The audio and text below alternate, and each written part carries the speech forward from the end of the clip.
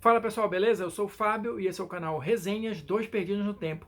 Se você curte quadrinhos, se você curte RPG, se liga aqui no canal que tem muita coisa bacana pra você, hein? Toda segunda e quarta, 6 da tarde, tem vídeo novo. A gente fala sobre RPG, fala sobre quadrinhos, sempre buscando trazer alguma informação interessante, algum comentário, alguma curiosidade para agregar no seu conhecimento do que a gente estiver comentando aqui. Beleza? Então, dá uma fuçada aí no nosso material, dá uma assistida em alguns vídeos. Se você curtir, se inscreve aí no canal, ativa o sininho para não ficar de fora. Falou? Então, sem mais delongas, vamos para a resenha de hoje que vai ser sobre RPG. A gente vai falar deste livro aqui, Savage Worlds, Criador de Mundos e Guia do Mestre, tá? Lançado aqui no Brasil pela Retropunk, que é a casa do Savage Worlds no país. Bom, primeiro, antes da gente começar a falar do livro propriamente dito, eu preciso fazer um alerta que este é o livro talvez mais interessante e mais diferente que eu já li sobre RPG. E é justamente isso, sobre RPG. Ele não é um livro de RPG. Você não vai encontrar aqui personagem, cenário, regras novas, nada disso. O Criador de Mundos, ele vai trazer, na verdade, uma coleção de artigos, tá? São 9 capítulos, cada um mais ou menos, né, vai ter um artigo ali tratando de algum ponto interessante, de alguma questão específica do mundo do RPG real, não dos cenários, tá? Esses artigos foram escritos por profissionais da Pinnacle, né, que é a editora original do Savage Worlds, e também por amadores, mas que estão envolvidos com a comunidade de jogadores, com a comunidade de Savage Worlds nos Estados Unidos, beleza? Eu vou passar aqui, vou fazer um rasante, falando um pouquinho de cada um dos artigos, para vocês terem uma ideia do que trata aqui o livro. E se for do interesse de vocês, se tiver alguma coisa que chame a atenção, recomendo de verdade a leitura, que é bastante interessante, né? Mas fazendo essa ressalva, né? Que é fora de cenário, né? Que é tipo um meta-livro, um meta-plot aqui do Savage Worlds. Então, vamos lá. Bom, primeiro, deixa eu mostrar um pouquinho aqui do livro, tá? É o padrão do Savage Worlds aqui, né? Capa dura e tal, papel de boa qualidade, diagramação bacana. E a gente vai ter aqui, no primeiro capítulo aqui, o Criando Mundos. O que trata aqui esse primeiro artigo? É justamente para você que quer construir o seu cenário, quer construir o seu universo dentro do Savage Worlds. A gente sabe que o Savage é um cenário genérico, né? Então cabe qualquer coisa com as devidas adaptações. E o Criando Mundos, ele vai justamente te mostrar o que é importante, o que tem de interessante, que detalhes você tem que prestar atenção quando você está querendo criar o seu próprio mundo, né? Por exemplo, que gênero de história você quer contar? Você pode misturar gêneros de história? Mapa, como é que você vai fazer um mapa do mundo? Né? Que tipo de heróis, que tipo de raças vão habitar o seu mundo? Então, assim, é um apanhado de informações interessantes, né? Que tipo de vilões, que tipo de monstros, né? Que você tem que ter em mente quando você está criando o mundo, né? Quando você está criando o seu próprio cenário, né? E aí ele vai dar até algumas dicas aqui de campanha, né? De ponto a ponto e tal, aquela história toda, ponto-chave, melhor dizendo. E no final das contas, ele vai trazer aqui, olha, um guia de estilo da Pinnacle. Ou seja, se você quiser criar o seu cenário num estilo mais próximo do que os cenários oficiais são feitos, tá aqui o guia de estilo, o que você tem que prestar atenção, que detalhes você tem que atentar para que o seu mundo seja criado no estilo ali da Pinnacle, beleza? O próximo artigo é justamente para todas as idades, tá? O que trata aqui isso? É a experiência da autora aqui, da Jodie Black, criando um clube de jogos.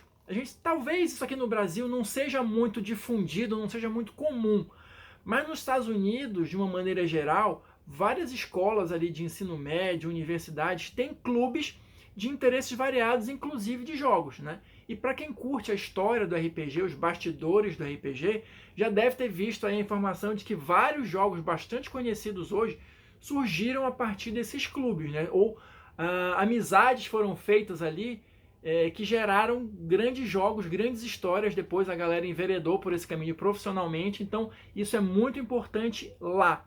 Aqui no Brasil, não sei, talvez ainda precise de um pouco mais de difusão e de interesse das pessoas. Mas, de qualquer modo, a autora aqui ela vai dizer como é a experiência de apresentar o RPG, olha, para diversas faixas etárias, começando aqui dos 6 anos, tá? Então, cada uma das faixas que ela vai abordar aqui, ela vai dizer basicamente, né, o que no RPG pode despertar o interesse das pessoas daquela faixa etária.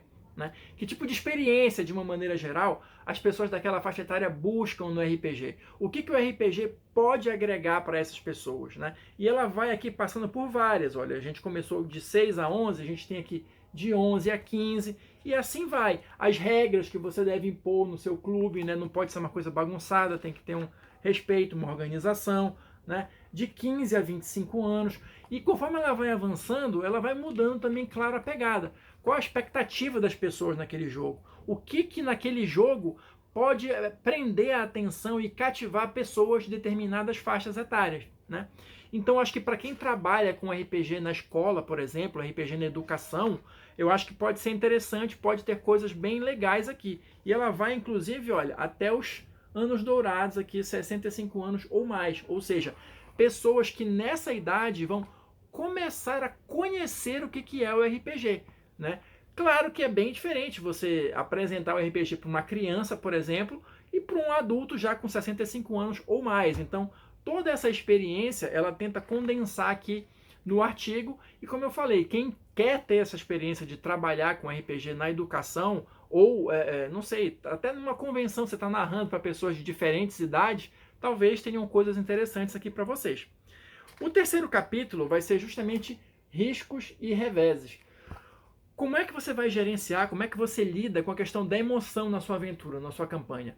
É emoção sempre ali no máximo, tal? Você vai oscilando, você alterna momentos? Então, esse capítulo ele vai tratar justamente disso, ele vai te dar dicas de como conduzir isso, como levar isso no seu jogo.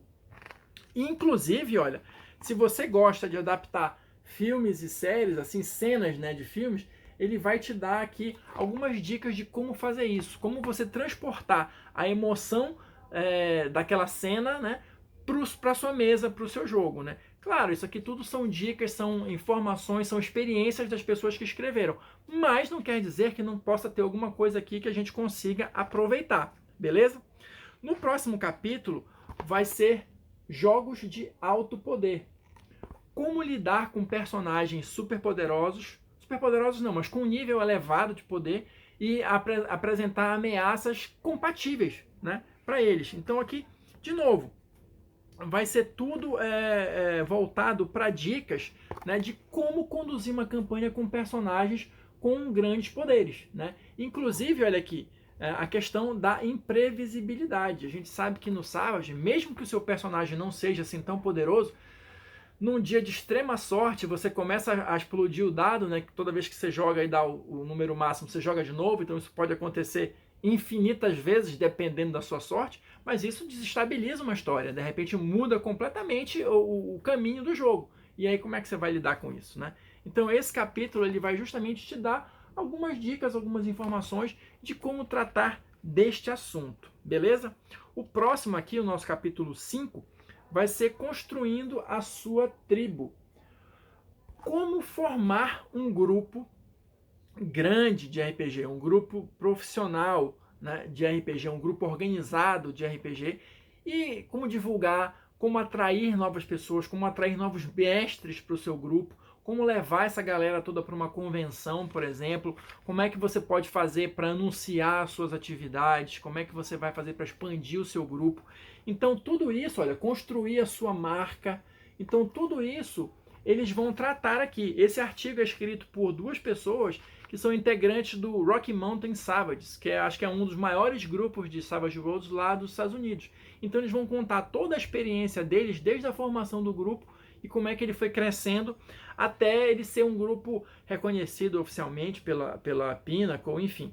Então ele vai dar, olha, várias dicas, como negociar com o pessoal das convenções, por exemplo, você pode conseguir um ingresso de graça, um lanche, qualquer coisa assim, enfim. Críticas, sugestões, de ouvir todo mundo que está participando do seu grupo para que as pessoas se sintam acolhidas. Ou seja, uma série de, olha, até como jogar em uma convenção, né? Uma série de informações relevantes de pessoas que têm experiência nisso, né? Para ajudar você a criar o seu grupo de RPG na sua cidade, fomentar atividades que no final das contas é o que a gente quer, né? Que cada vez mais pessoas joguem RPG e conheçam esse hobby que a gente curte tanto. O capítulo 6 vai ser transformando ideias em swag. O que é swag? Savage Worlds Adventurers Guild. É tipo o grupo sancionado oficialmente, né, de Savage Worlds, e que vai trazer aventuras, mundos, cenários, enfim, que não são publicados pela Pinnacle, mas são tipo, sancionados, né? São ali a galera, né, apoia, aprova, vamos dizer assim. Então ele vai te dar aqui ideias de como criar o seu cenário para que ele faça parte da Adventurers Guild. E assim, para quem curte criar também mundos, como a gente falou antes lá, né? Criar cenários, tem outras dicas interessantes aqui, que é justamente, olha, regras de ambientação, o seu cenário tem magia, que nível de tecnologia tem o seu cenário, né? E ele vai além e vai dar outras dicas também, olha, tipo de playtest, como é que funciona mais ou menos, o que você pode esperar, a questão das artes, o seu cenário, a sua história vai estar ilustrada, onde é que você pode encontrar artes de graça, a gente sabe que isso é uma coisa cara, né?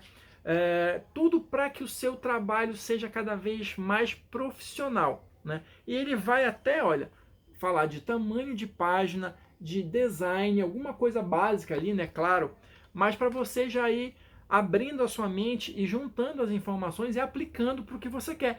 Seja no cenário de Savage Worlds, seja de outro sistema, né? Eu acho que tem muitas dicas aqui que são bem interessantes, mesmo que você não esteja criando um cenário de Savage Worlds, por exemplo.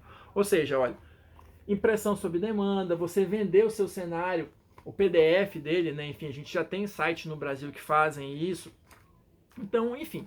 E aí você pode pensar, tá, mas isso tudo aí é baseado na experiência americana. Tudo bem, beleza. Mas a gente tem nesse capítulo em especial, aqui no final, olha. E no Brasil? Né? A gente tem aqui várias informações que são prestadas aqui pelo Fernando Delangeles, que é editor da Retropunk, que é a casa do Savage aqui no Brasil, que vai explicar como é que funciona essa questão de criação de cenários oficiais ou sancionados aqui no Brasil. O que você tem que fazer, com quem você tem que entrar em contato. Então, fica a dica aqui para quem curte Savage, quem quer criar um cenário novo, pode tirar informações importantes daqui também. O próximo capítulo, capítulo 7, é o jogo a longo prazo. E ele é escrito pelo Shane Hensley, que é o autor do Savage Worlds, né, que ele vai justamente discutir aqui como é que você mantém um cenário vivo por bastante tempo. E ele vai trazer a experiência dele com Deadlands, né? Como é que foi a criação do cenário, como foram as atualizações, o que você tem que ter em mente para manter o seu cenário relevante mesmo após anos ou décadas, né? No caso aqui do Deadlands, salvo engano, já tem 20 anos, ou talvez um pouco mais, enfim. Então, bem interessante. No capítulo 8, a gente vai ter dicas rápidas. Esse capítulo ele é um pouquinho diferente, porque ele vai trazer textos mais curtos, né? Mas trazendo dicas variadas. Por exemplo, de como jogar numa convenção com alguma celebridade, né, com alguém famoso, que isso seja uma atração, né, na convenção, narrando um grande jogo, que seja um jogo com muita gente, né, com várias mesas, de repente, ao mesmo tempo, jogando uma história só. Isso também no estilo de convenção, no estilo de atração. Né? Então tem coisas bacanas. Como conduzir um jogo de investigação em Savage Worlds, né? Várias coisas interessantes. Como é que você lida com as falhas, né, no Savage? Como é que você faz para impedir que isso acabe com o jogo ou acabe com a diversão das pessoas, né? A distribuição de bens, regras da casa, uma série de informações rápidas e dicas interessantes, inclusive se você quiser fazer streaming de Savage Worlds. Né? A gente sabe que muita gente começou a fazer streaming por conta da pandemia, então pode ser que tenha alguma dica bacana aqui para você. E no final das contas, o nosso último capítulo vai ser sobre o capô. Talvez aqui seja o que ele mais adentra no sistema mesmo, mas o que ele vai querer te mostrar aqui é o esqueleto, o que sustenta o sistema do Savage Worlds, para justamente você poder alterar, mexer, sem criar uma regra nova, sem perder a coerência daquilo com o sistema e sem desbalancear a história. Então ele vai abordar aqui várias coisas, olha, características, os poderes, né, enfim, as raças, tudo para te explicar qual é a lógica por trás da história, né? Qual é o fundamento, qual é o embasamento do sistema, para que você, tendo conhecimento disso, consiga modificar, alterar para atender as suas necessidades, mas sem quebrar, né, o equilíbrio do sistema. Beleza? Bom, eu vou ficando por aqui. Essa foi a nossa dica de hoje. Espero que vocês tenham curtido. Qualquer coisa, o espaço dos comentários está sempre livre aí para você deixar suas sugestões, suas críticas. Se você assistiu o vídeo até aqui e curtiu, muito obrigado. Deixe seu like aí pra gente. Se você não curtiu, deixe seu dislike, mas só comente o que foi que você não gostou para a gente poder melhorar nos próximos vídeos, beleza? Eu vou ficando por aqui e a gente se vê na próxima resenha. Falou, pessoal!